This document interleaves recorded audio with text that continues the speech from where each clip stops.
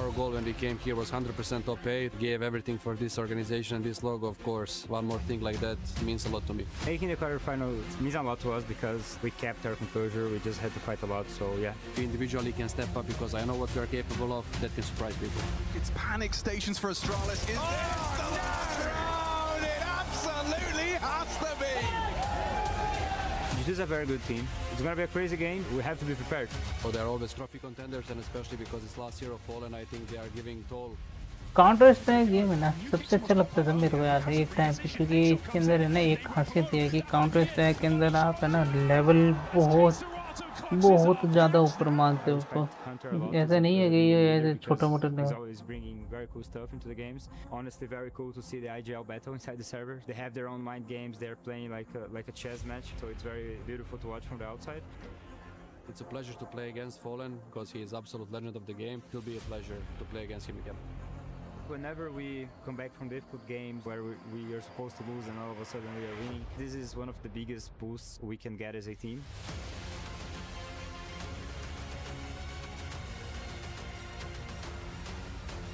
Everybody is preparing and everybody is ready for anything that opponents have. If we can pull out some comebacks like we did today, we're gonna be a dangerous team. 2 likes कैसे दिखाता है यार ये इसके अंदर, एक तो watching I है इसके अंदर हैं।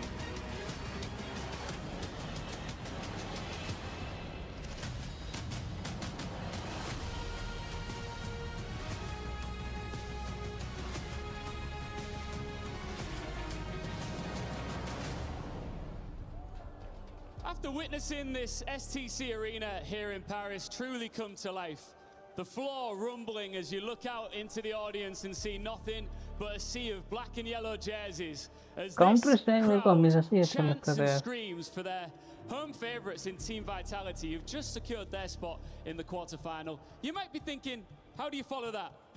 Well, you bring back the Brazilians. Oh yeah, you bring back the Brazilian that lost their voice yesterday for their Brazilian team, and that's maybe one of the reasons why Furia managed to close it out on that third map. But today it is against G2's composure, and I can tell you that it is not a CS2 event without the G2 army. Mesdames et messieurs, vous avez vu la passion des Brésiliens hier, mais aujourd'hui ce sont G2 qui se tiennent face à eux. And Ian, from now on, the stakes change. Yeah, they do indeed. Every single series that we witness here on the stage, obviously, for the winners is another step closer to this trophy. And we're about to witness our first quarter-final. If you thought it was tense in here already, get ready to take it to the next level. If you think that the show is finished, you are so wrong. First place in the top 4 to go and get, and I can guarantee you that all these teams want to get their hands on it. Ian, shall we?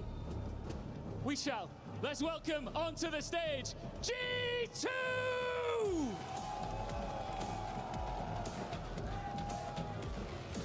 This version of G2 is still being built. अभी तो टीमें आ रही है क्या More aggression, more यार freedom, भाई and a new generation बहुत being time लगेगा, trusted मेरे को लग रहा है to कि make रात big हो जाएगी plays. भाई, रात हो जाएगी, Now you could argue they Sidhi haven't सीधी है found ना, the रात finished हो product जाएगी। yet, but here they stand और क्या, already in the final 8 with an opportunity to lock in मेरे a को लग रहा है spot रात in हो the top जाएगी 4. भाई, रात हो जाएगी, तो ठीक है। Everyone knows their name in Brazil and across the world. Furia!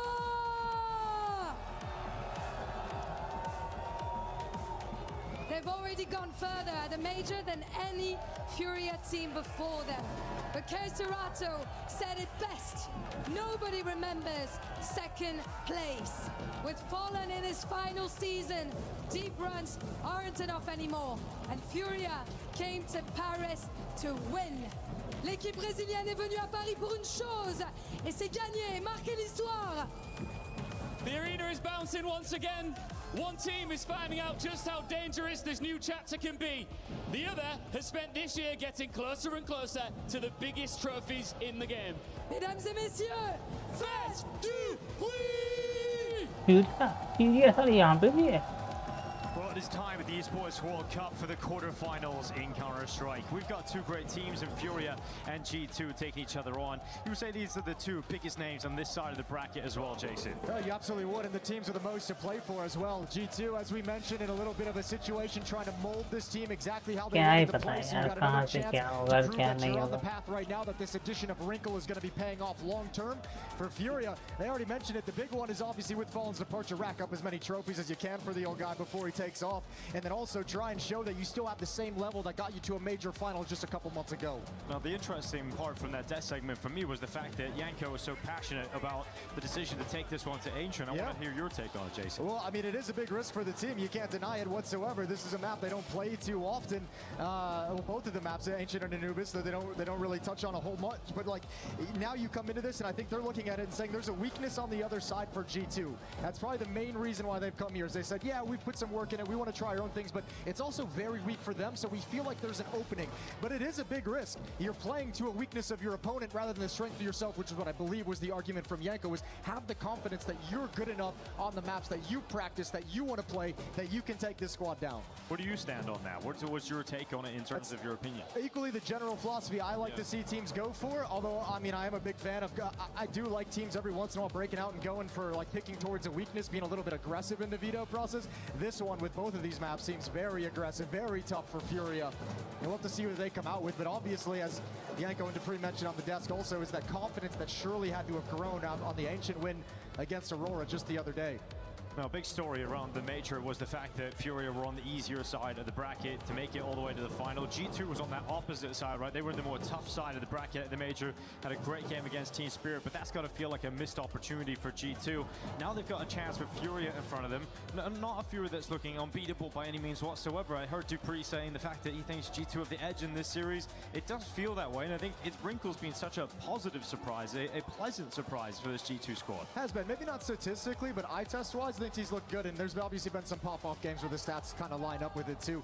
For me, I look towards that interview that Saw gave just a little bit ago, and it's kind of my thoughts too. He basically said this team isn't where we want it to be. This team doesn't seem like it's getting to where we want it to be, so that's why we made the change, because we want to get a new ceiling, new potential for the squad, and see where it can go with Wrinkle in the lineup, and I love that out of the coach.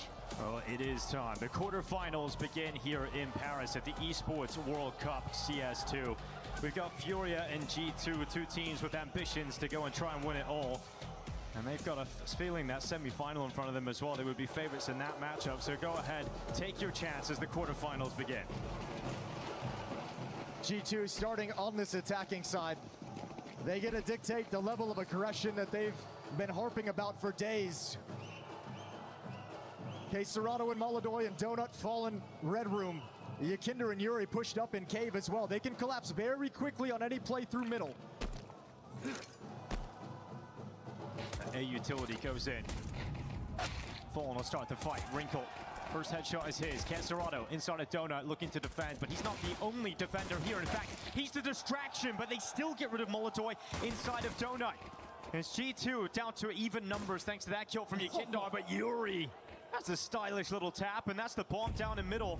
But if there's one player you want in a clutch, it is Heavycore, but they've detected him early on. Oh, he's gonna have to find a way to bait this into a 1v1. There's the swing, two players fighting, can't find the kill. Yeah, trying to play this one together. 5 bullets. Goes for the reload, almost like he could hear you, but 55 seconds left. Heavycore steps forward, and Yuri and Yakinder hold this crossfire. I think this is over. I think they've now moved into checkmate positions. This is going to be really hard to clear one side or the other, and I guarantee Heavygod knows exactly what he's up against, just doesn't know how to defeat it quite yet. He's got one piece of utility, one flash, but Heavycore gets into the fight, the burst fire, and he nearly gets back, but Yuri makes sure it will be a Furia pistol. I like that from Furia. In the 2-on-1 eventually, giving him some time to make his move, setting up the crossfire, holding and waiting, and when he's not coming, take the initiative yourself. Good setup from Furia, very reactive. Tons of options for multiple players to be able to help save this round and secure it. The bomb dropping in mid was pretty much the end for G2. It's 1-0 here on Ancient. Straight into a buy though for G2. They're going all in. They want to pick up Tech9's Deagles. See if they can bring this fight to Furia early on. Perhaps knowing their opponents aren't going to be fully put together on this map. These are the kind of rounds that can be really tricky to deal with. It's So it's kind of interesting. You know, both teams kind of struggling on this map. Not any kind of great win rate. There's going to be some shakiness. There's going to be some scrappy rounds. Get exciting down the stretch. I think DePriest mentioned that this is going to lean a lot on the individuals on both teams. It just means big plays are going to have to be made.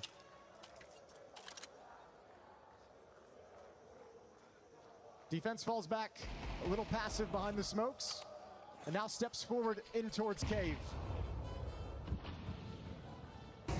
T-side utility starts to make its way into that B site. Not a whole lot of chances here for G2. Is going to make the most of this initial wave in. It's going to be Yakinta and Nort's Heavy Gods. Deagle chimes in. Kesserado lets them run on by. The patience, the discipline, but the audible drop, but they line up 3 players right in front of them. And they bite down with Kesserado's fangs, but that's wrinkle to be cleared out. Kesserado on the cleanup with 4. Great discipline inside of Cave to make sure that round doesn't go the way of G2. Yeah, it shows you how much of an outplay that is by the fact the sound cue doesn't give it up whatsoever. Dropping down, Hunter can't react in time. Easy first kill, but good trigger discipline from Kesserado. Line them all up. And good decision stepping in towards Cave. A point of safety at the bomb site that allows you to reassess for the retake. It's 2-0. Good plant from G2. Good number of kills for G2.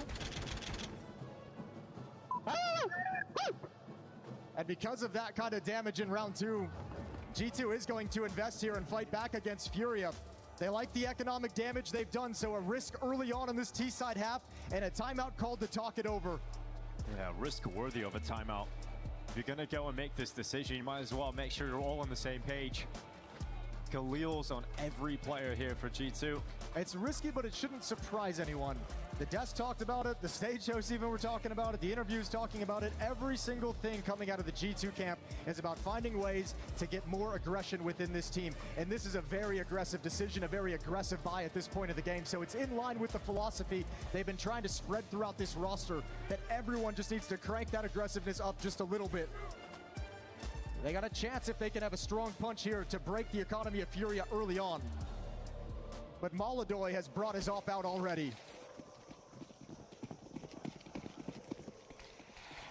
Every time we talk about Furia in big games, that's the player that springs to mind. Let's see if Molodoy's AWP can be the difference against the 5 weaker rifles. Molodoy spots the head. First target not taken, but a warning sign, a warning shot, as they now know Molodoy's AWP's at B. Yeah, didn't want to take the space off the shot either, just stayed tucked back.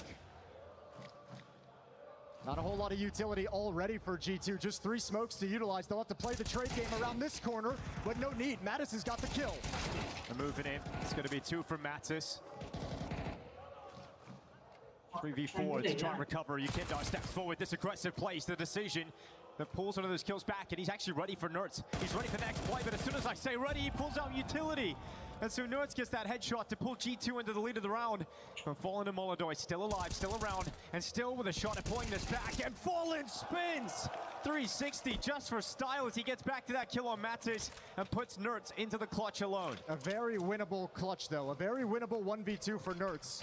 He gets to play the whole map. He's got 40 seconds. Eventually, they'll lose track of him, and it's going to be G2 who has to make a decision. Or, I mean, excuse me, Fury who wants to make the decision, but how do you do it? Here's the problem. Fallen's low HP. Do you really want to send him off on his own to CT spawn to watch the A bomb site? If he goes down and Molodoy's not in position, that's basically the round there. So Nertz has got a lot of freedom. He's going to go ahead and take it. No delay. Just jumping out, going for that bomb plant. Committing to it. The rotation has arrived. Fallen very close. In just a second, Molodoy will be joining from middle. Nertz has selected Donut as the position he would like to play this post plant from. Eventually, he's going to have to actually clear it. Now that nobody's coming, he has no sound cues, doesn't know where anything is happening on the map. He's got to step in to get the safety. Out into the open, missed shot from Molodoy, and now it's low HP Fallen having to try and clutch this up against Nertz. We've asked so many times for Nertz to step up and deliver for G2. We talked about how important this round was, and it's Nertz to deliver the goods. You're exactly right. Critical round for Nertz to win for his team. Impressive 1v2 clutch, finding Molodoy out in mid. He's even picked up the AWP at the end of the round, so that's a big weapon taken away from the Furia side. Scrappy extended battle all throughout the round. Fallen coming out on top, felt like it gave him the strength, but Nertz with this 1v2 secures it early on. early on puts Fury in a tough place with their money. And they managed to rip away Molodoj's AWP and put that in the hands of G2. Wrinkle getting to play with it right now, and 2 MAC-10s, 1 Khalil still. A couple of weaknesses, but nowhere near as weak as that Furia purchase. 5 7s on 3, a deagle and an MP9. Well, they had to take some risk on the map with the weaker weapons. Unfortunately, it took them away from the B bomb site entirely. So 3 plants at the very least for Furia, or for G2. And we'll see if this retake, if they can do enough damage, grab a kill early on, and maybe make this retake possible.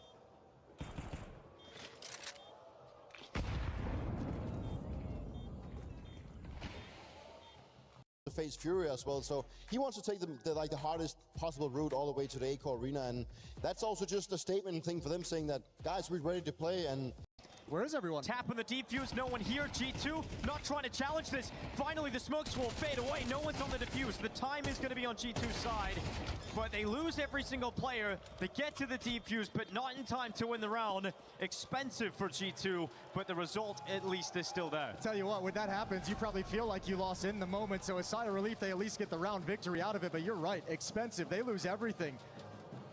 AWP is brought back over to Molodoj. He'll have that here in round 5. And G2 get away with one. A nice little retake, good utility usage from Furia. We're tied at 2.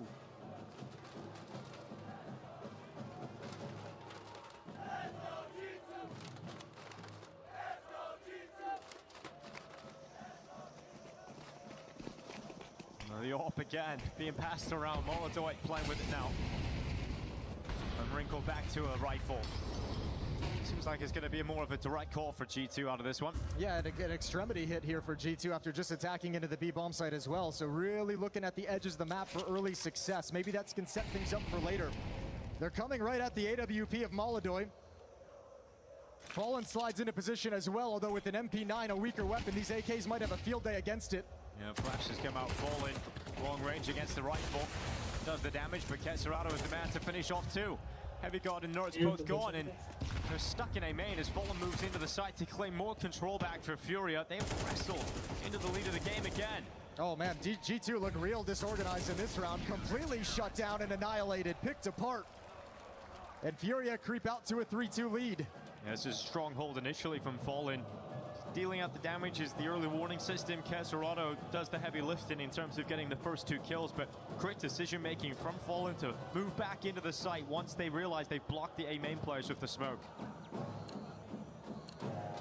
Well, round 6 now, and G2 is going to be back onto pistols, unarmored on, or excuse me, armored on most players. Well, they have been really aggressive with the decisions, and they're buying into this one, throwing all the Deagles and Tech 9s into it.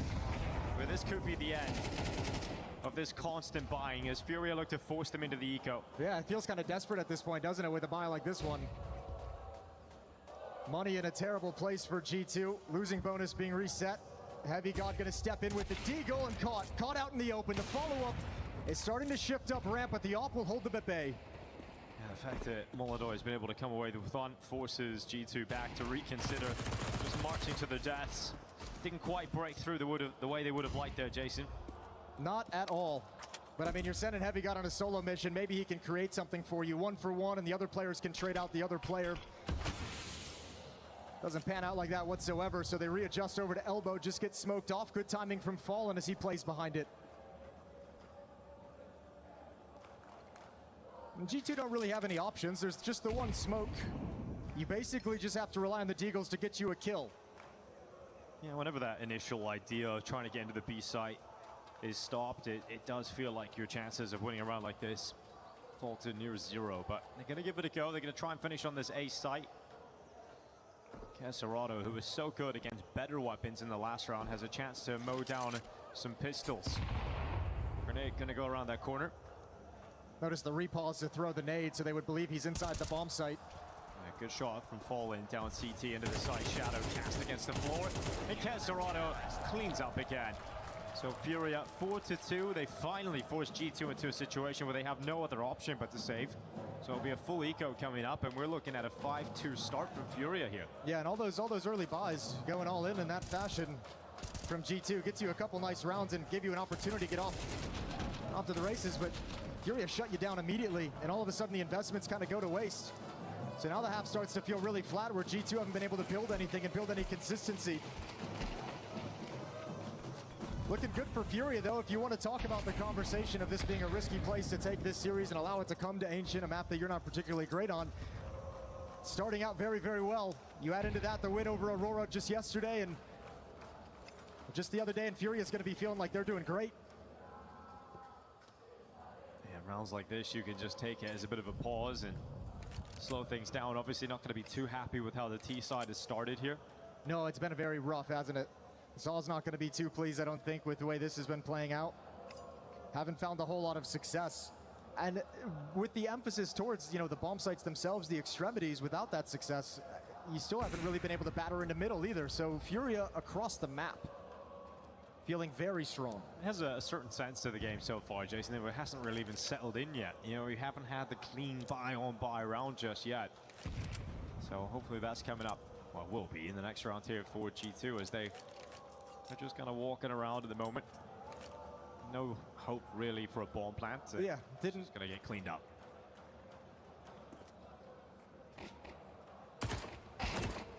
Kindar can make some money on this SMG. Fallen now moving in with the information. They're coming towards him. Taking a while there, Kindar. A lot of bullets. No one, in fact, taking Heavy God down. A little bit awkward, isn't it? No. Oh, no, okay. no. This is way too much damage. It's fine. It's fine. Like this. There's still no chance. We're all good. It's getting cleaned up. No chance, but it's not a great look. But they've got plenty of money. A knife kill also. Some extra cash there. Hunter now has a 1v2. Do we say he's got a shot at this?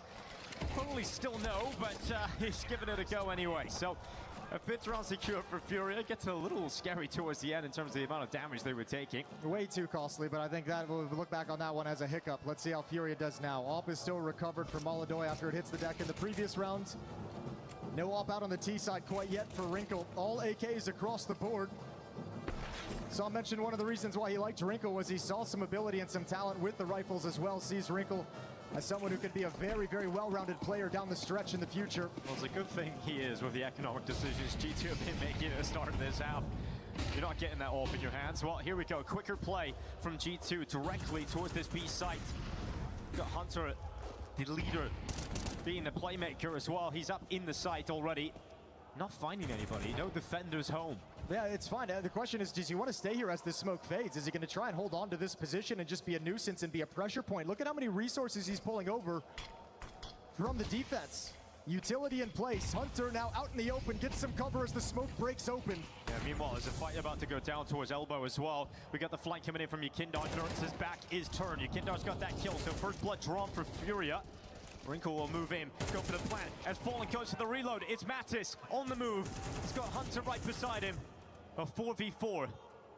Mattis goes again, this time runs out of bullets, inaccurate. Flash is Hunter moving in. Heavy God has to try and recover, and all this time you realize Yukindar is also flanking, but there's so much for Heavy God to do, it doesn't even matter. Waladoy drops him, and that is Furia continuing to build on this CT performance. Yeah, that flank from Yukindar gets the 1 kill out towards Elbow, but it applies pressure to the G2 players inside the site where they recognize that flank is going to be coming in, feel like they have to get aggressive. I think Mattis and Hunter kind of got caught in this choke point pushing forward where they couldn't really move forward into a good fight and they couldn't fall back. They felt like they had to maintain this position. And Furia handled that with ease, 6-2. A nice, clever little alert play from G2 and Hunter, but no win off the back of it in a second timeout. Oh, it has been a dire first half from G2. Just always in the bin economically. Never really getting a clean look at it, but that is by their own creation, by their own design. And Furia loving it as they rack up CT rounds every single time here. It is one of those things where you like, it's unfortunately you almost have to judge some of those decisions with the hindsight, but now that it's taken them so long to feel like to get their economy settled after that sort of a buy and those losses, Furia's really done a number to their economy. Even that really risky force buy, the round they only win with 1 player alive, so money's just never been there for G2, but they've had opportunities to stabilize. They've had some very sloppy post plants inside some of the bomb sites. Rounds have slipped away and Furia have a commanding lead. Hero AK for nerds. Pistols around him. And they muster any magic. Molodoi, side of the smoke, flash to his face, drops back to safety. His teammates will support him. That'll be the full black plan here for Molodoi, and that's the AK gone. And look at it again. Yakindar's got the timing on the flank. Yeah, a little bit of mental warfare going on from Yakinder. That's 2 rounds now. G2 is going to be screaming and calling out the flank from A main. That'll put him on notice moving forward into the future, and Furia can play this so chill. They don't even really have to worry about stopping the bomb plant. They've got a 5-on-3. Buys coming in next round no matter what. Oh, that's going to help. That is certainly going to help G2's chances in terms of winning this round. Serrano trying to react, he'll do so, goes again, gets a second just before perishing. And we've got Molodoi to make sure the round is concluded in favor of Furia. They do come in for the retake, only losing 2 players in the round. And one of them you couldn't really do too much about.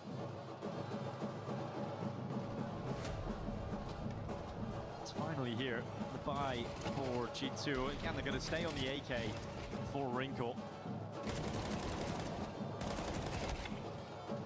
Well, round 10 is here. G2 desperately need a little bit of fire.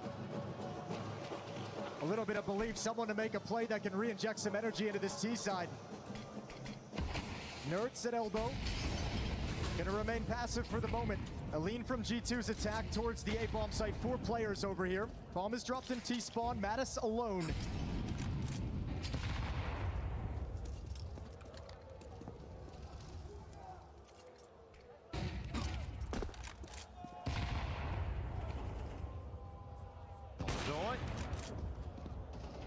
Nearly striking straight down towards elbow, but not quite able to grab the advantage just yet. Heavy Guard moving now A solo. It's not a play that's worked. Fallen has capitalized on that headshot. Man, nothing's working whatsoever from G2. G2's trying to pull all the attention towards middle to activate Heavy God to give him that space to play with, but Fallen cuts him down quickly.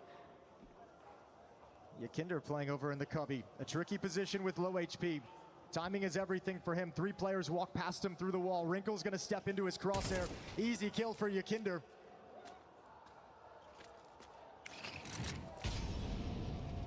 And the B bomb site's available to you. But in this position, Yakinder's holding on for the flank retake, the wraparound. I don't know how you hold on to the bomb site. Furia so confident they haven't even budged yet. Hunter waiting for the rotation. Yuri's barrel shows. Hunter will punish for it, so now moves in to plant the bomb. Yakinder is going to get caught looking the wrong way, and so those 2-man advantage that you held, well, it's gone the other way. So we've got a 3v3 post-plant. Furia have to retake. Now, they found success in this B-site retake before, but this time it's looking much better for G2. Into the open, last second headshot there for Hunter before he goes in the ground. And Molodoi's turn to try and step up with the rifle, and he's got it down into a 1v1. He knows Nerds has moved off. And Nerds going for the reload. Molodoi's changed position. He's got a smoke. It's not planted for Nerds. Molodoi could get on it. He taps the defuse, pulls Nerds in the open, and Molodoi makes it look so easy. Just toys with him. Had all the tools he needed to get himself out of that situation to work that problem. Perfectly played. Even double peeking him. Good composure from Molodoi, not swinging too wide. Making sure they can't trade that frag off, and it just keeps getting worse for G2. Lovely cover with the AWP, and this is just a great, great idea. Nerds has to play there. He has to get aggressive and try and stop it.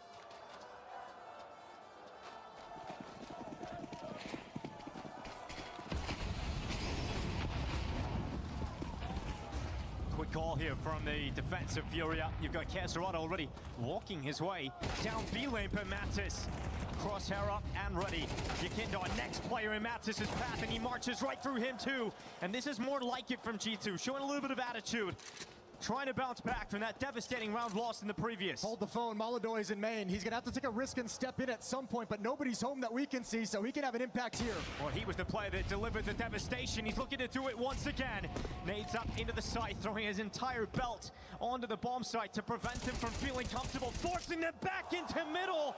And Yuri's got both. They've got to catch a break sometime. And Heavy God is going out there to try and get it. Takes down Yuri. And now he's up against Molodoi. He believes Molodoi stepped into A main. But Molodoi, in fact, has taken the decision to go to the red room. Heavy God is aware of that possibility also. He'll cover off the angle with Util.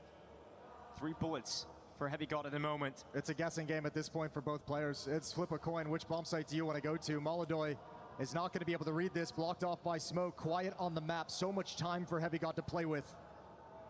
2 great clutchers. With a little time left in the round. But a whole lot of mind games. Where has Heavy God gone? Molodoy stays committed to the A bomb site. It is the right call currently. And because of the time, Heavy God has to commit. But look at the lack of ammunition. 3 bullets in this AK for Heavy God. Goes in, plants the bomb. Molodoy makes his move. Yeah, the timing is perfect. Into the open he goes. Bullets starting to become a little bit of an issue, and in fact he'll close it. Heavy God, it will close it in the end. Out to a CT spawn, doesn't even worry about it. Molodoy couldn't capitalize this time. Well, you said they had to catch a break. Put your big star player Heavy God in a clutch like that, and he's worked it very well. A sigh of relief, a long extended clutch. And he holds his nerve, even with Molodoy making the right read. But you can see Furia's got so many answers, man. They're playing really well together as a team. Yakinder almost pulling that round back for them and stealing it right out of G2's hands. Final round of the first half. Make their way up through the B-Tor straight away. Again, some pace to get Wrinkle up on top of the boxes. They want to exploit this rotation. They showed a B-rush with all those flashbangs, but it's slowed down, and Fallen punishes. Yeah, Kesserado also stepping through, so Furia are very comfortable close to this half if they can round this out at this point. That's the exact play G2 wanted to be made. That's the scary part, is that Furia takes it and just judos it and comes out with the advantage.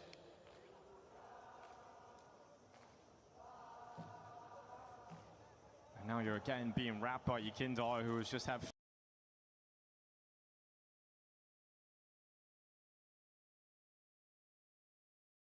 free reign across the map to make these flanks around the backside.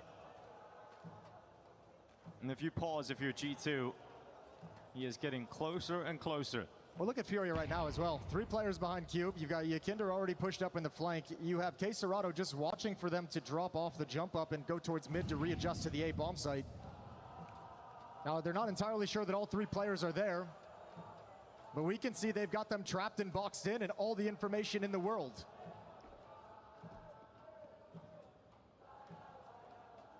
And now maybe second guessing it due to the quiet nature of the map.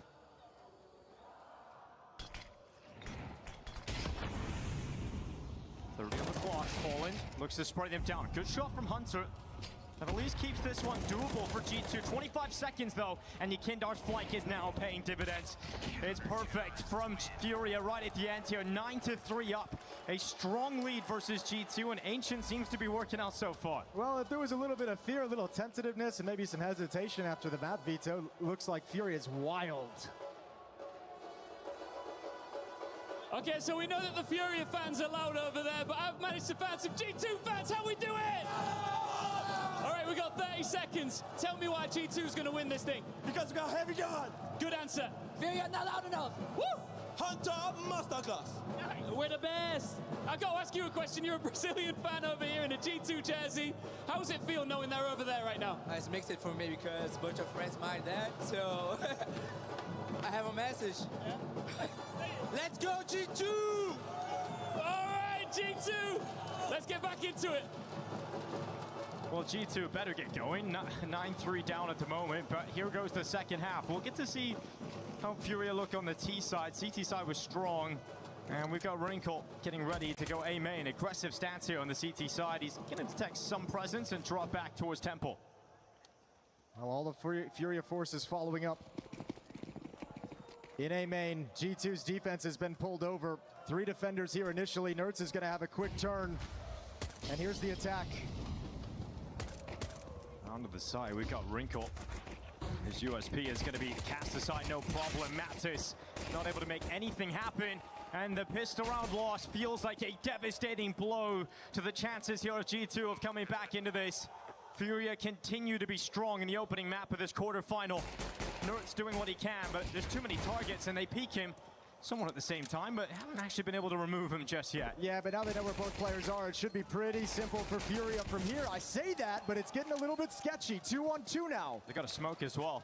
Heavy God tosses that into the site. going to be a 10-second stick on the defusal, but Heavy God looking to be the bodyguard. Kills coming in, now he has to defuse. He has to hold it himself, and he is pulling it through. Yakindar, can he get there in time? Can he stop this from happening? Heavy God dropped. Yakindar finds it in the last few seconds, and that will be a 10th round win for Furia. Man, so close, and a 2-on-4, almost working their way into that defuse to snatch it away. Very impressive, but Fury with these openings is just way too strong. Resistance cannot be mounted whatsoever, and yeah, they get a little bit sloppy in the post plant, but they're already at such an advantage. That's got to be a little scary if you're Yakinder and having to put that many Glock bullets into the diffuser inside the smoke, and you never know if it's actually hitting them.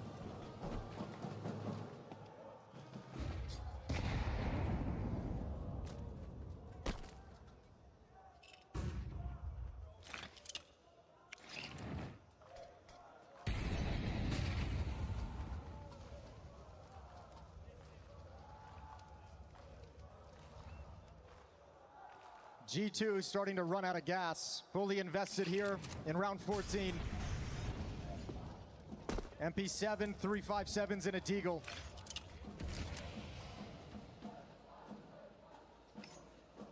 So much conversation around the map and the veto and the win rates and everything, but today it just feels like inside the server in this map right now, Furia just the better players by a wide margin.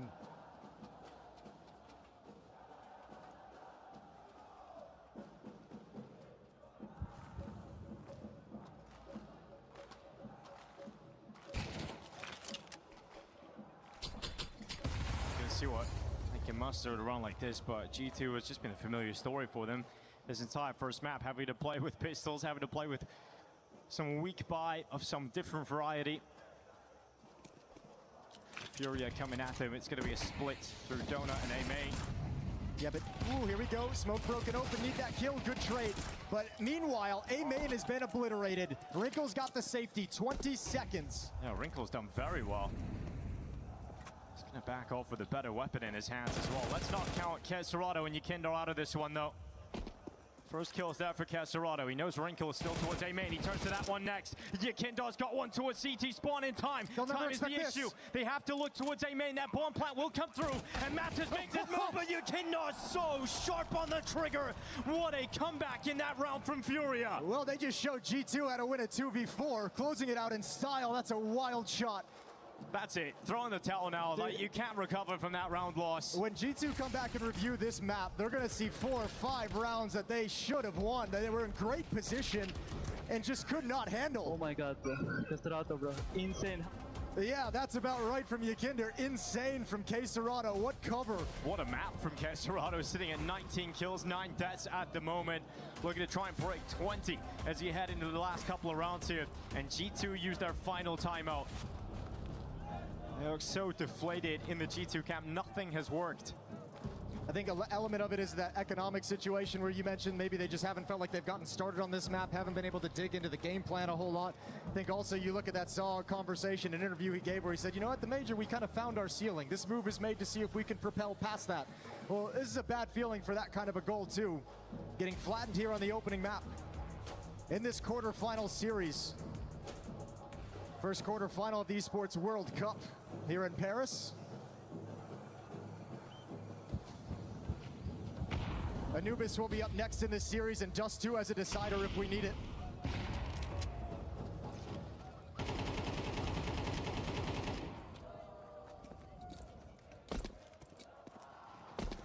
Utah flies in. Beautiful execution here from Furia. We're going to cut the head off the G2 defense. Molodoy killing his own teammate in the midst of all the chaos. Yakinder gone, so at least helping G2 out a little bit here. But Fallen still wins the engagement against Nerds with the MAC-10. Yeah, he's doing everything. He's throwing supportive flashbangs, still taking kills. Another one coming in. It's a little bit late. Yeah. Fallen was turned, but the bomb is planted. 5-7 giving it a go here from Mattis. Wrinkle still nipping kills away. Kesserado turns. Well, he's alive. There's really a whole lot of confidence you can have in this Furious squad. It's about to be 12. Yuri to close out this kill. And Wrinkle goes to the ground at a 12-3 scoreline. It is pure domination from Furia. Yeah, G2 have yet to start the quarterfinals. This has been so clean and really so few obstacles thrown in their path.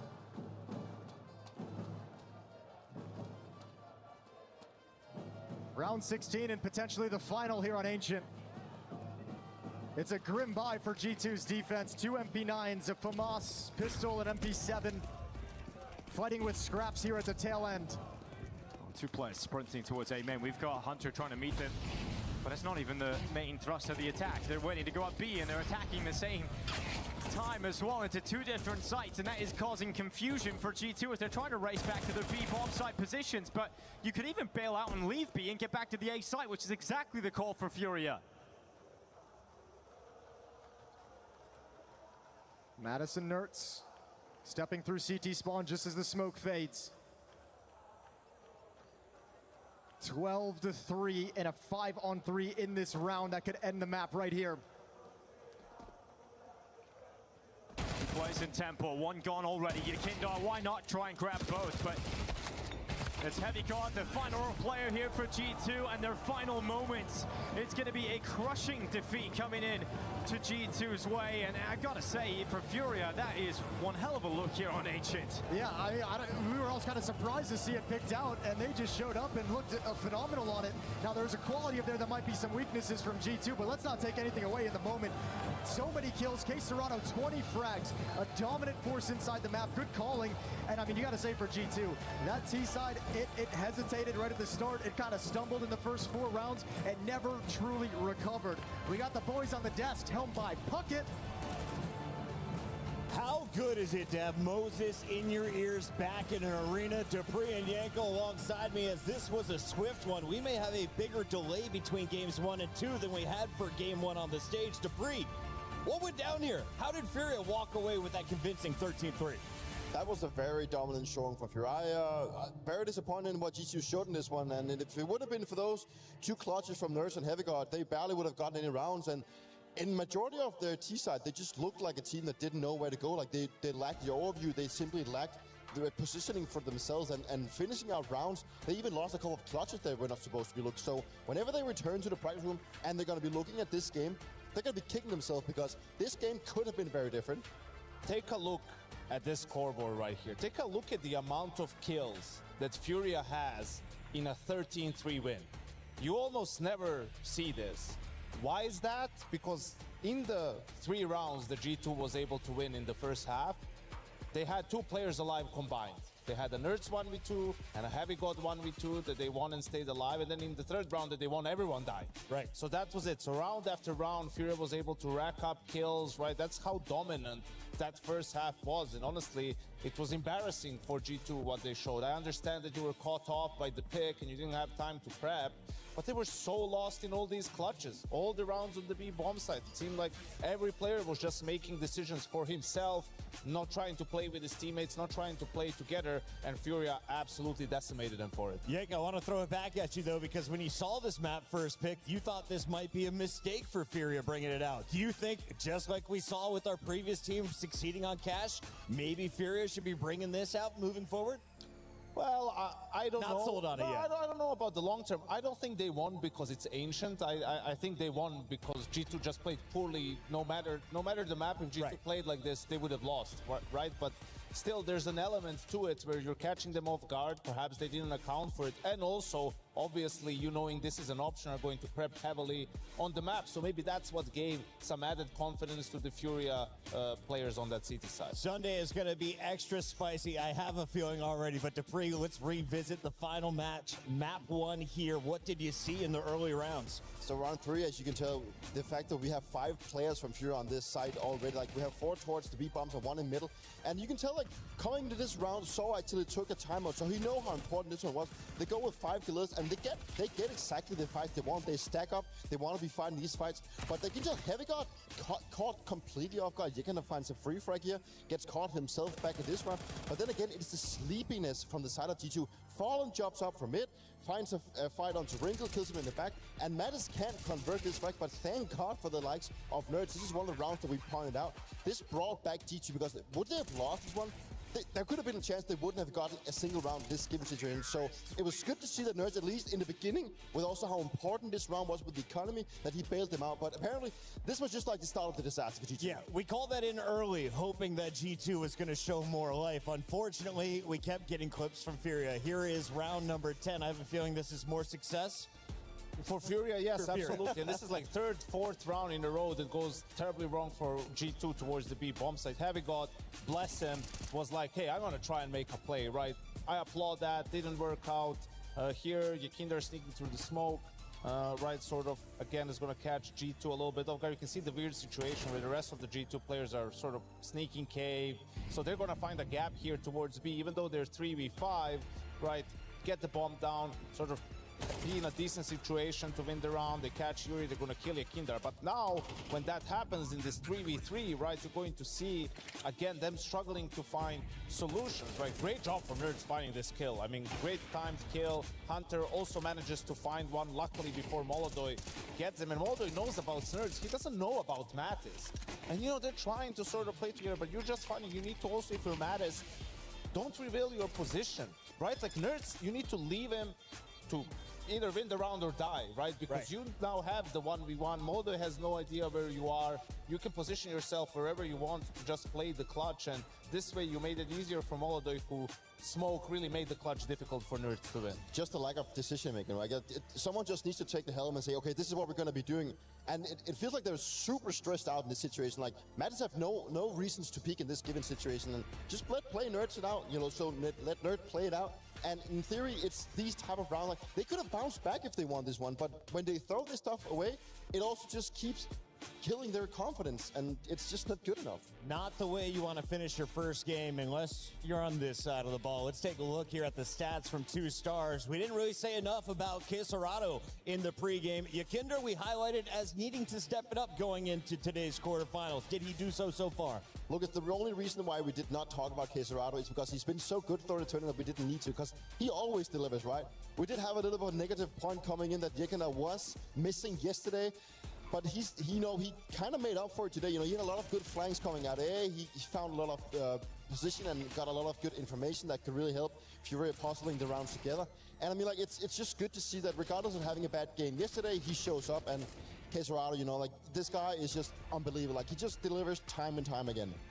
Yeah, he's been the best Brazilian player for a while now, and also yesterday on Ancient 2 against Aurora had a really good game. So yeah, I think Furia definitely showed up as the better team, and it seems like their plan in this series is just don't let G2 get anything from their comfort zone. I mean, even looking at the map pick of Anubis, right? Like, it's not that Furia has had tremendous results on it lately, but they know G2 hasn't either. So they just want to go and sort of make G2's life as uncomfortable as possible, feeling that their worst maps are better for them than they are for G2. Shout out, we got a lot of OGs in the chat right now, and I saw a question. What is this? Yes, it is a best of 3. So if you're Furia, you need just one more map. We're going to Anubis, and if needed, there will be Dust 2 as the decider. With about a minute left here in our break, Dupree, I want to get your thoughts going into the second map. With what G2 have shown so far, I'm worried that this is just going to be like a completely stomp for them. I don't think they have looked solid whatsoever, and I'm also looking at the map pool and the video, everything. I'm kind of curious whether Furia is like playing with the idea of playing all 7 maps, or are they trying, you know, try and remove their permaban into something different? Because I mean, looking at the fact that they decide to pick Anubis against G2, it's not a map they have played themselves a lot. And now also G2, they have looked pretty bad in that one. So maybe that's why they went that way. Yanko, give me a reason to stay tuned for map number 2. Tell me how G2 is getting to map 3. I think they're going to get a kick in the behind from, you know, the coach, the mental coach as well, and just get them to reset and don't overthink. Play your own game, like, communicate with each other. Try to play together a little bit more, because they lost due to bad fundamentals, not because of Ancient. Kick in the rear, get your butt in gear. It's time to go to a quick break. When we come back, it's map number 2, live from EWC, Counter-Strike 2 in Paris.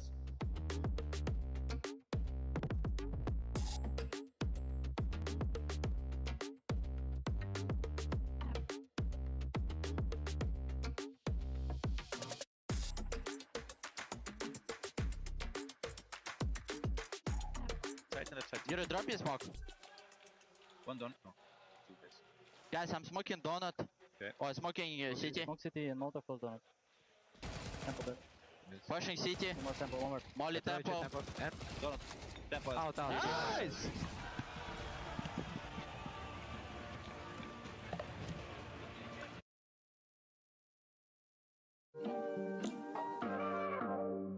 everyone, Jenny here, and I'm joined with Furia to do a little bit of a who is most likely to, testing your synergy off the server this time around.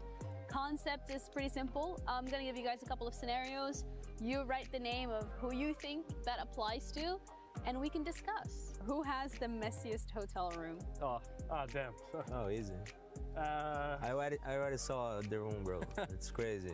What's wrong with the room? Well, but there's everything in the room. Like I don't know, bro. There's I can't explain. Like it's ugly, bro. Yeah, take your time, bro. It's okay. Have fun. Okay. Hey, let's go. Oof, me, Messi. You're crazy. I pick myself because I know me. Bro, I don't like. Once he forgot his passport in the hotel, so I need to go back to take to him, for him, and I saw the room, bro. It's like mad room, bro. Like I never seen anything like. I feel like in our team there's always like pairs that live together most of the time. I think Kasrato and Yuri is most of them. Then Daniel usually lives alone, and me and Fallen sometimes share or whatever. I've never really seen anybody being so messy, but I just wrote Kasrato because I've never lived with him. So I just assumed.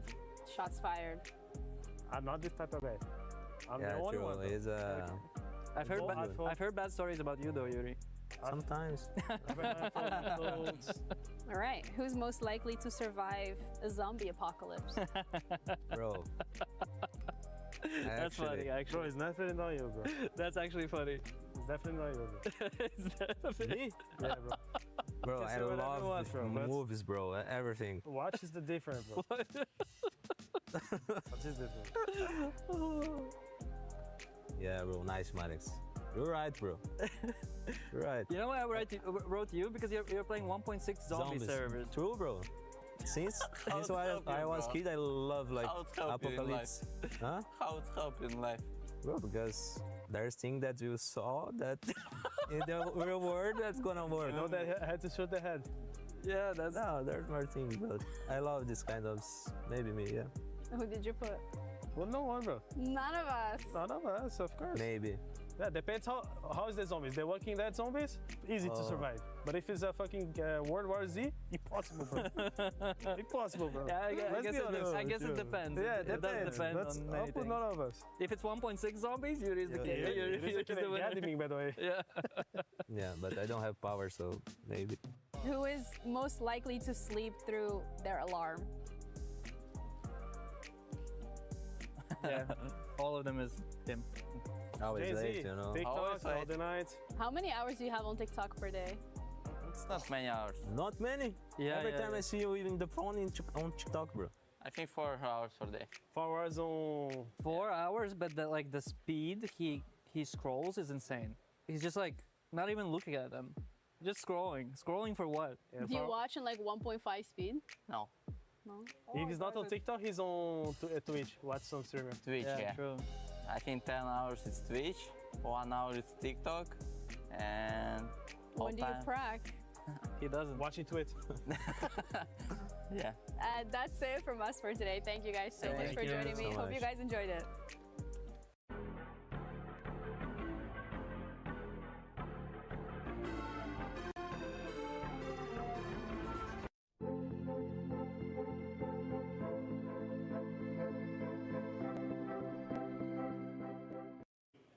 Now, over in the Alliance Vault, we've had some pretty big news going down. Over in Counter-Strike, it's been Falcons and Vitality to secure themselves top 8 at very least. But bigger news over here, Trav. What's happened? Yeah, I mean, it's heartbreak for AJL. They've come into this one expecting to win it all. This was supposed to be their tied on 1,000 points this week that gives them a chance to win the club championship. And they've gone crumbling out of the competition in the quarterfinals. Baisha Gaming have taken out Team Falcons in the lower bracket of the qualifying stage, have been drawn against AGL, and have beaten them both. So the top 2 teams in the club championship are now out of our competition. It's Team Liquid against Na'Vi at the moment. So there's some more storylines here and there. Na'Vi still in with a chance of winning the club championship. Same with Vitality. But they've pretty much got to win all 3 games they're in this week and have Falcons do bad. Okay, so what you're saying is the odds are looking ever stacked in the favor of Falcons. They are. Anyway, I think Team Vitality and Na'Vi had like 0.33% and 0.22% chance of winning the club championship at the start of this week, and I don't think that's gotten any better. Well, thank you so much for the update, Trav. If anything changes, we will, of course, be back at you with more club championship updates. Play is in our DNA. Whenever we let it out, it becomes our superpower. Now imagine an entire city being built to supercharge it. Kadir City, powered by play.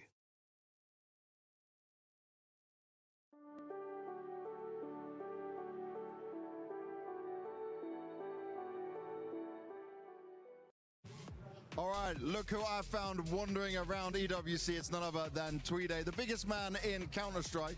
I think that's a good way to put it. How are we doing? You've also got the no refund shirt on. Refunds, yes, no refunds, got it. Shout out.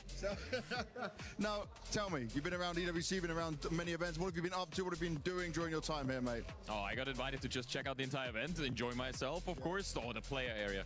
Oh, I got access to that one, yes. You can do a lot of things like play, pool, enjoy every type of games, catering twice a day, you know what I mean? Like, oh my god. Yeah, just enjoy the entirety of Paris, see that sick event that is around here. EWC right now, definitely impressive as usual Counter-Strike event, and enjoy myself. You mentioned the catering. Yeah. Easy for you to hit your macros and your calories and get enough food in? No. Did you have you have 7, 8 different choices of everything and then desserts and stuff, but I am prevailing at the very minimum of the dessert. Oh, in the dessert. Can I take a look at what's in this bag? Can we show what's in this bag? Because you surprised me earlier with this, right? I said you're the biggest thing. Well, maybe this is. This is 4,000 calories. Just hold up. Okay.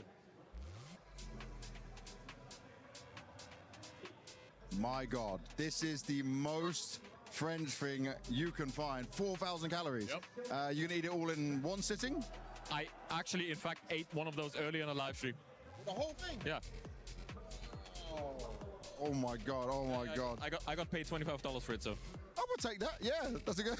I don't know if it's worth it or not, but you can do some cardio to burn it off as well.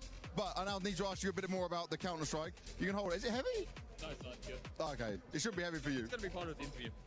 Yeah. This is now part of the interview. So, who are you looking forward to seeing here at EWC? Who do you think is going to be doing well in the Counter-Strike? A lot of Vitality fans, but they've been shaky. People are saying Falcon's on a good run. Fury is playing right now. I mean, big fan of Fury, Fallen, Yakinda, the whole shebang. I am personally going to go with either Falcons or Vitality, and for the love of the game, get Vitality in the arena. Hey, Vitality in the arena in Paris is going to be magnificent, so we need them there. So you want a Vitality Fury final, and then who wins? Something like that, and who wins? I don't really mind either. I mean, having the Fallen there winning with the Yakinda over there, but let's just go with the flow, get a Vitality fan favorite in Paris, see Apex explode, that's it. There we go. That's it. Yeah. That's it from him. Good luck eating this.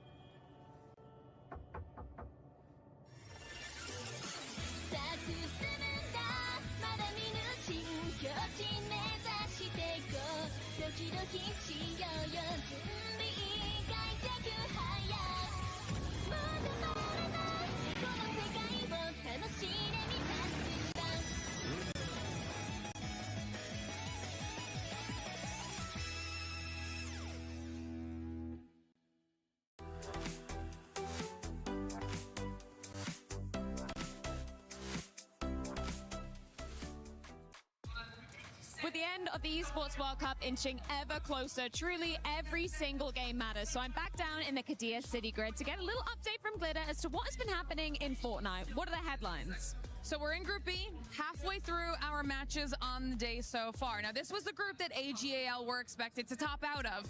They didn't do it so far. They were actually down at the very bottom for quite some time. They're starting to have a little bit of a comeback. They now moved their way all the way up into 12th. However, that's not enough to make it into finals. It's enough to stay alive in the competition, absolute worst case scenario, but they still have 5 more matches to kind of pick up that performance and continue chipping away at the leaderboard. But if we're talking about some of the other teams that are even just in the CC storyline and looking to improve their placement, even just from a money perspective, Twisted Minds are at the top right now, which is working out well for them, and we've seen some solid performances out of Furia as well. So we'll have to see how the rest of these matches go. Things could still be shaken up, but definitely not what we expected so far. Okay, very interesting. So much unfolding over here at Fortnite. Thank you so much, Glitter, for the update. Goes back towards the B-bomb side and allows Flammers to activate with the dual Radis 4 mode down immediately. Threes want one of these in the spam comes up. He knows Azul is feeling the pressure. Donk.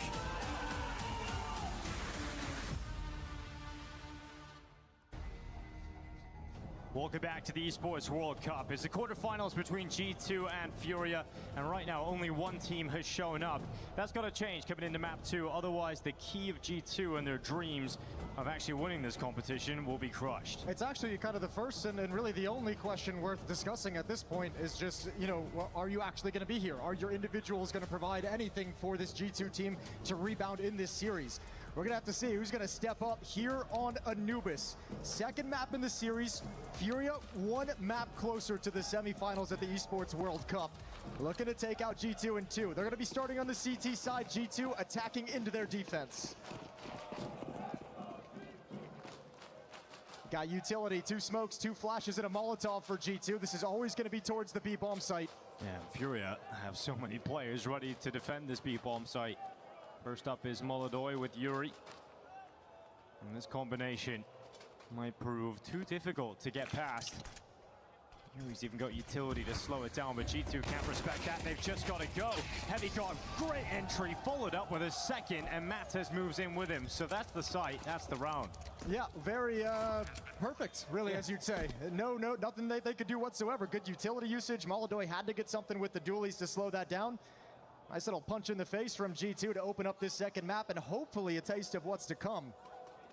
Hopefully an indication the attitude's going to be a little bit different here for this G2 squad.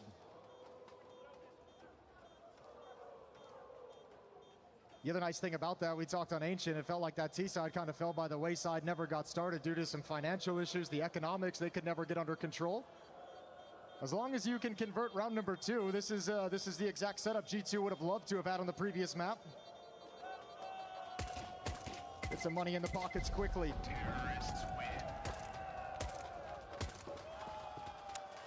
I mean, that was a big problem over on Ancient, right? The fact that G2 just never really got going economically at all. We didn't get to see Wrinkle. We were talking about Wrinkle a lot coming into this game, saying we've been impressed with his off play. We've really enjoyed watching him so far. He's been a great surprise. And we just didn't see him all. So hey, he never had the cash on the T side, did he? No, so it's got to change. Yeah, we'll see. Well, I'm sure we'll see it on this map. It got to be a priority. One of my peppers dropped from this. AK-47's rifles coming in for G2. Looking to build upon that pistol round victory. We do have a small tech issue up on the stage, so we're going to chill for a little bit before we get back into the action. Quesarado coming into this big map after a monster performance on the first one of Ancient. Just a complete beast inside the server. 20 kills for Quesarado, leading the way for Furia. Yeah, the Kindar-Quesarado combo is a real deadly one. Pulling back some rounds that looked like that could have been the gateway back into the game, or at least that conversation for G2, shutting their face by Quesarado and Yukindar. Although we come into the second round here of Anubis, and we have got an actual purchase for Fury. It's not great, but it'll be a scout, a couple of MP9s, and a couple of 5.7s.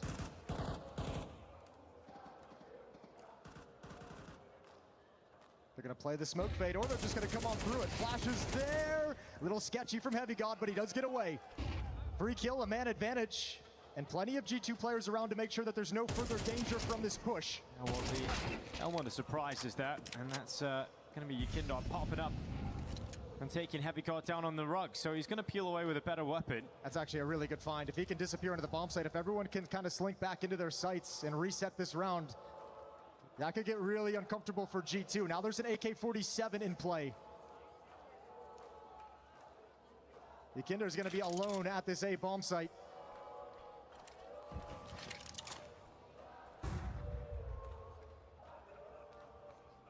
Hard if you're Fury to put these resources in the right place with so many weak weapons.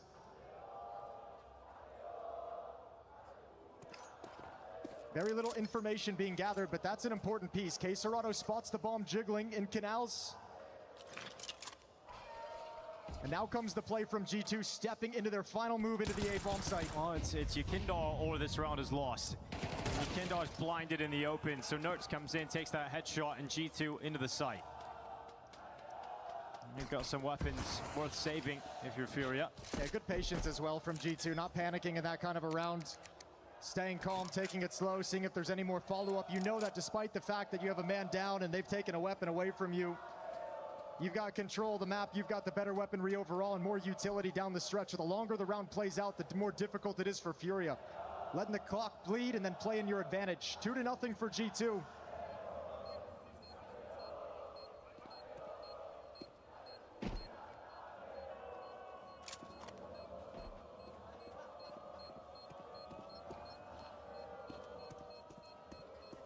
Fury on this map hasn't played too much of it in the past 3 months. That's kind of the conversation the desk was having with the Matt Vito pre-match. Going to Ancient and then going here. 0-2 on this map in the last 3 months. They've lost to Dendele and Falcons.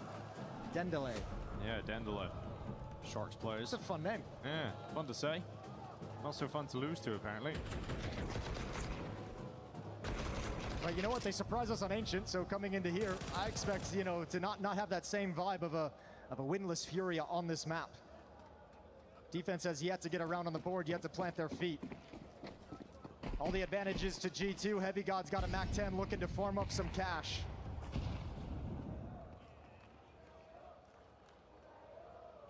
Spread into an early default to look for aggression. And they'll use Heavy God as a little information gathering piece.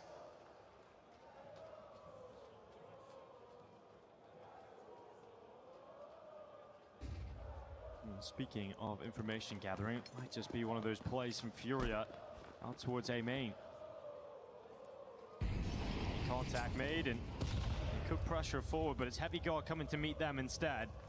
Gonna move up with the Mac 10. Desperado next up, and they line up.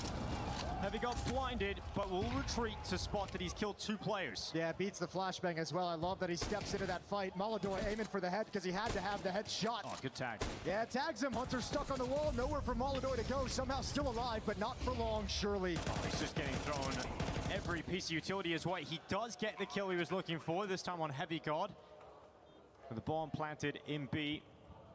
Obviously, Fallen Yukindar just seeing if they can grab anything extra on the way out here, but not to be the case. So a 3-0 comfortable lead for G2. A very different story than what we got to see on Ancient, where it was such a crazy, scrappy start to the game, never really getting to get their feet beneath them. So let's see if that's enough to change the look of G2. Yeah, we'll check when the guns come out, how that's going to play. It's been very slow rounds at the opening for G2. Haven't tried to apply too much pressure early on. They've been going up against pistols. Those pace changes will come at some point during this half, but now we get to see Furia's defense with all the weapons they could require. Off in the hands of Molodor. M4 is picked up around it. They got plenty of utility.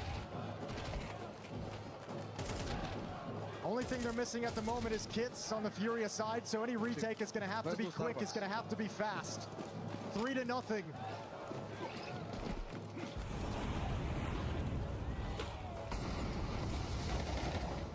Look how quick this is.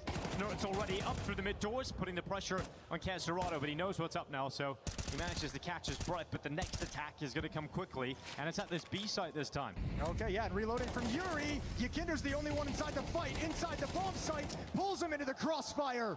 Obliteration, and Nertz left alone in middle. Wrinkle, nothing to do at A main. Nertz still trying to dig deep and fight. I mean, both 2 of the 3 remaining players here for Fury are low in HP.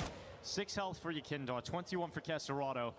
Nertz and Wrinkle are going to try and figure out if there's any way to come together in this round win. This is the guy you're most scared about at the moment, is Nertz, just because he's the one on the map with a minute to play with.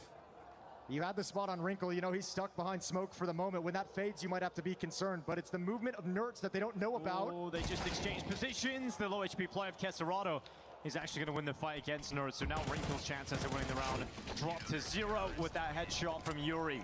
So Furia a strong hold of that B bomb site. And that's the Yuri Yukindar combo to get the first round win here for Furia. Yeah, good to see them as well. That's a lot of pressure applied by Nertz, and that goes back to the conversation we've been having throughout this whole first map, was the nature of aggression. Sauce trying to tell every single player to crank up the aggressive nature of their play in different situations, and Furia didn't bite on that. Very easy for Desperado to make that call, feel that pressure, and pull somebody else over, but nobody from Furia budged.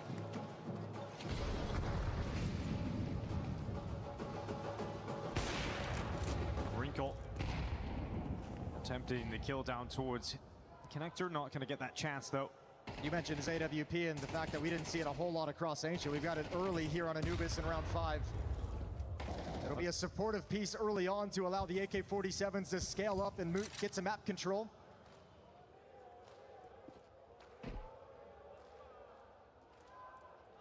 Desperado and Yuri, combination of players that have played together for so long. They're going to be standing inside of mid.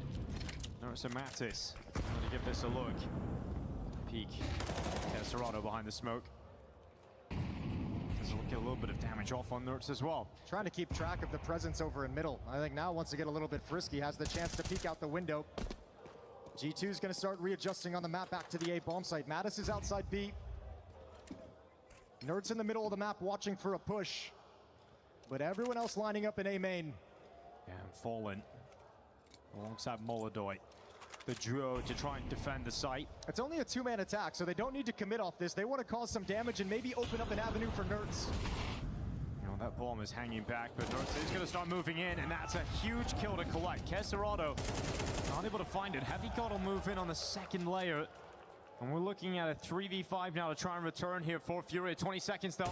Matt is caught lurking into the site. The bomb is coming back to B. This could be Yakindar stepping up and delivering Fury around because the time is so limited. They don't have enough time to be methodical. It's Yakindar with another. Bomb moves in. Hunter has to plant it. Yakindar in the open. And they've just about grabbed it here, G2. Yuri and Molodoy can still win this though. I think Yuri's going to want to make the first move. Take some attention, open up the flank for your teammate. But if you're G2, you're feeling a little claustrophobic. You're committed to the side if you're Hunter. And there's the fight that's won, and that will cancel out any attempt of Molodoy. He'll fall away, and it will be G2 to pull through to a 4-1 lead. Dicey, G2, I think, almost outcalled themselves in that round with the return back to the B bomb site. Yakinder almost puts together a clinic. Can't read the play, the late play from Nerds in towards 8 main, and that's the pressure release that allows G2 into the bomb site to win the round. Lead extends to 3, it's 4-1. Talked at length about the money issues on map 1 for G2. Now it's Furia going to be struggling with it and what kind of a buy they can put together here. The AWP is not available to them to pass over to Molodoy. Well, you know, that extra kill even at the end just adds to the damage that you've done to G2's economy. So you know you've got them in a brutal point when it comes to residual cash, but G2 are absolutely going to have the superior purchase available in this round, and it's up to Furia to figure out what can we even put together. Is there any sort of disruptive style we can maybe throw into the CT side? And if we want to take stock of G2 during this timeout after the Ancient map that we just discussed, you're seeing more of that individual effort and talent kind of show up here. You can see they look much more comfortable working the map with the protocols and the plays that they're calling and the way they're moving together. Everyone on G2 looking a little bit sharper in these first 5 rounds here on Anubis. That bodes well if we want to get a deep 3-map series here in the quarterfinals.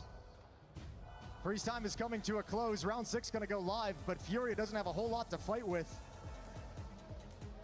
Haven't shoved all in here, so you got Molodoy with the M4, Yakinder with the FAMAS. It's a pistol and an SMG on Keserato behind that.